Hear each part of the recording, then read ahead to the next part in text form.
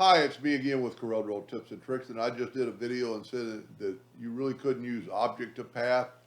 Then I started thinking about you because it would give you know, if you didn't watch part one, you want to watch it. I'm going to take a rectangle and I'm going to hit P, put it in the center of the page, and then I'm going to hit T and put it to the top of the page. And what I'm going to do now is make a new object by getting that curve. I'm going to nudge that out of the way for a second. I'm going to left click, right click. I'm going to get rid of my object and I'm going to nudge that right back.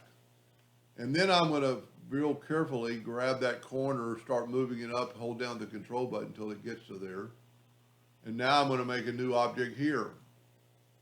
So that gives us that curve of that circle. So I'm going to left click, right click, and then I'm going to bring in our text. I'm going to have to make it probably a little bit smaller maybe, but not much. And I'm going to EC. Well, I don't want to do that. I don't want to move my box. So we'll just leave it like that. There is a way I could have picked my box first, hold down the shift and select my text and then go see. Well, maybe it's the other way around. Grab your text, hold down the shift, grab your box, and go CE. That way it didn't really move the box. Not really where I want it in the center because of the curve, so I'm going to hold down the control button and bring it up a little bit. Then I'm going to open up the envelope docker. And I am going to take this one and move straight down. Move this one straight down. Don't worry about the inside yet. And then grab this line and bring it up. Grab this line and bring it up. So now we've kind of got that curve, and I could work on it a little bit more and make it a little bit more perfect.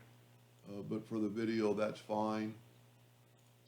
So now we have a shape of our curve, and now I can take that text, I can get rid of this. And now I'm going to go to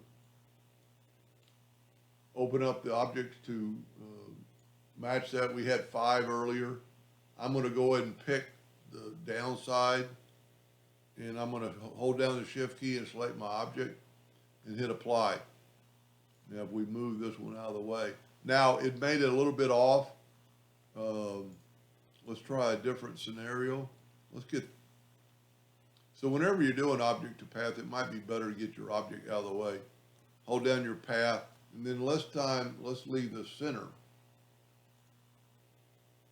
Now there's too many of them. Let's put a 4, which will give us 5.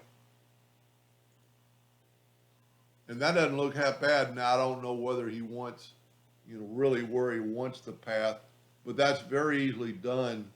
If we would, let's change our nudge factor to like 10 inches, and let's take our new path and get out of the way. And it is grouped together, as you can see, so we can put it back. If you would hold down the shift key, I'm pretty sure you could expand that and get it right on the line, and it did work. So you can take some text that's not a text anymore and use object to path doing it this way.